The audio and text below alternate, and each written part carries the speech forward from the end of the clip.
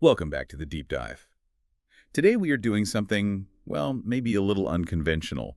Our source material isn't a paper or a report. It's the complete lyrics of a song, Stay in Our Own Lane by Alison McLean. And we're not really here to talk about the music itself, are we? No, not the melody or the production, fascinating as those might be another time. Today, we're treating these lyrics almost like a philosophical text, a kind of instruction manual. Right. Our mission really is to dig into the words, strip away the music for a moment, and see what core ideas are in there. We're looking for the sort of philosophical nuggets, the map, hidden in the poetry, especially around this central command that pops up again and again. Stay in our own lane. How does the language build up to that? And it gets interesting right away, doesn't it? Because the lyrics themselves acknowledge this tension. In the chorus, it starts by saying, to some people, maybe to you guys, right, these are just a bunch of words on paper. Exactly. It sort of preempts dismissal. It puts that potential cynicism right out there on the table. But then it immediately flips it. It does. McLean follows that up by declaring each is alive with a story to tell. That's a huge claim, really. It's saying these words aren't just static ink. They're active, living things. Sentient, almost. Yeah. Powerful entities carrying their own narrative force.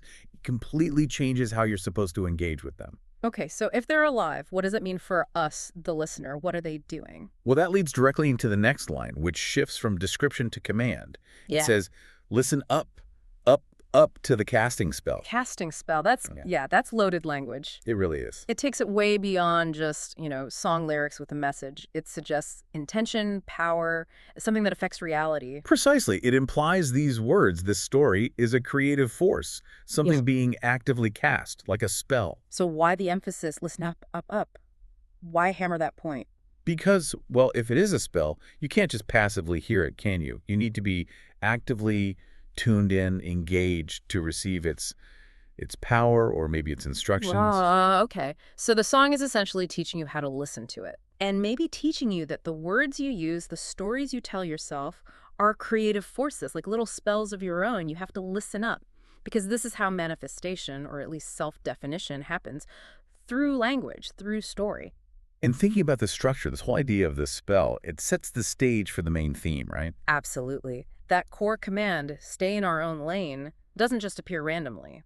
It comes after the chorus has primed you, told you that words are alive and carry this spell-like power. Right, it first shows up in the bridge section, repeated 4 times. Yeah, that repetition is key. It's like, here's the philosophy language is powerful, it's a spell, and here's the resulting action you need to take. Stay in your own Lane. It Yep. makes the command feel earned, necessary, not just a catchy phrase. Exactly. The rhythm of that repetition drills it in, makes it memorable, physical almost. It grounds the big idea. So if staying in our lane is the necessary action, the response to this spell, what are we responding to? What's happening outside the lane? Well, that brings us right into the first verse. It paints the picture, sets the context. It starts with, while the world plays wild. Wild. Okay, Yeah. so that sounds like chaos, distraction. Could be competition, comparison, just the general noise of external pressures, everything pulling you off your own path. And faced with that wild world, what's the instruction? It's internal. It says, don't lose that inner child. Now, hang on. The inner child, I usually think of that as like innocence, playfulness. Is that what's meant here? That's often how it's used, sure, but the lyrics here immediately define it differently. It's not about age or naivete. This inner child is defined by its knowledge. It's the one that knows how our story goes. Ah, okay. So it's not vulnerability. It's wisdom, the keeper of your personal blueprint. Exactly that. It's the core of your intuition, your innate understanding of your own unique path, your story's intended trajectory. So the wild world is constantly trying to make us forget that blueprint. Or ignore it, or overwrite it. Think about chasing trends that don't suit you or comparing your life path constantly to others online.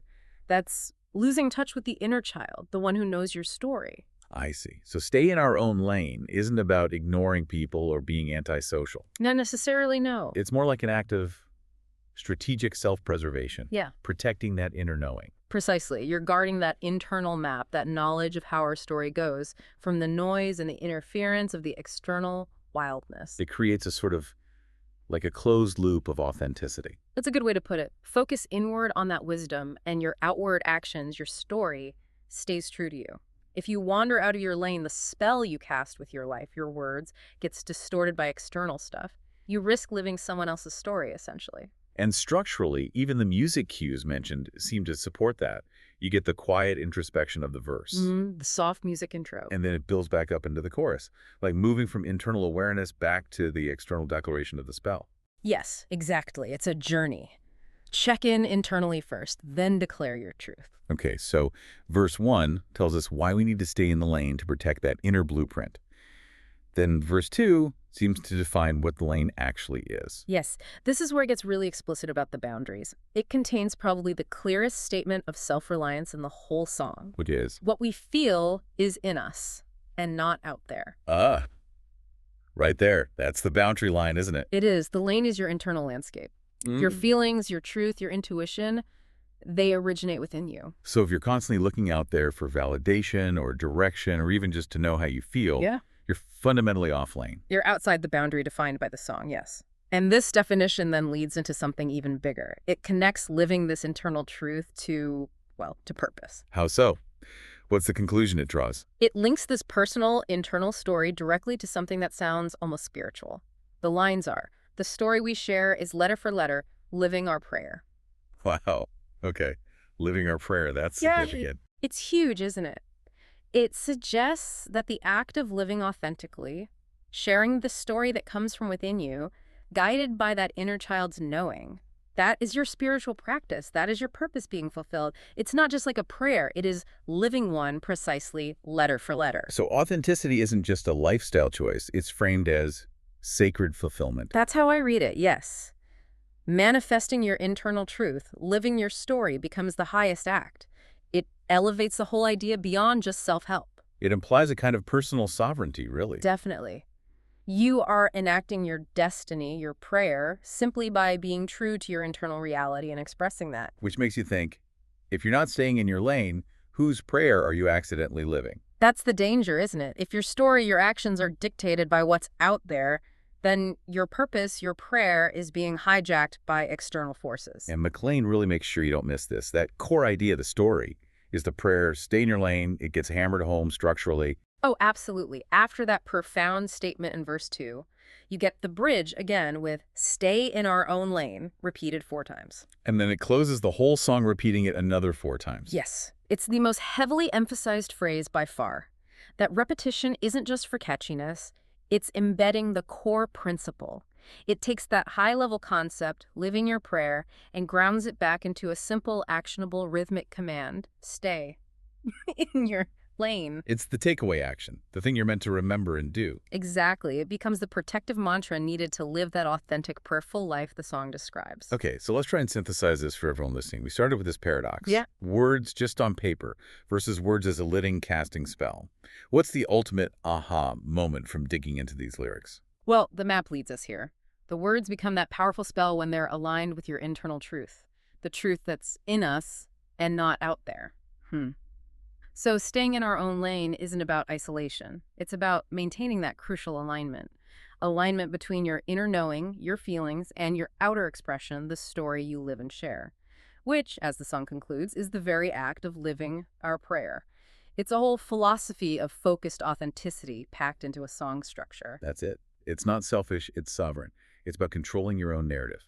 And the value for you, listening, is realizing how these repetitive structures, these specific word choices, aren't just incidental. They're carefully crafted to implant this entire philosophy of self-focus, maybe without you even consciously noticing if you just had it on in the background.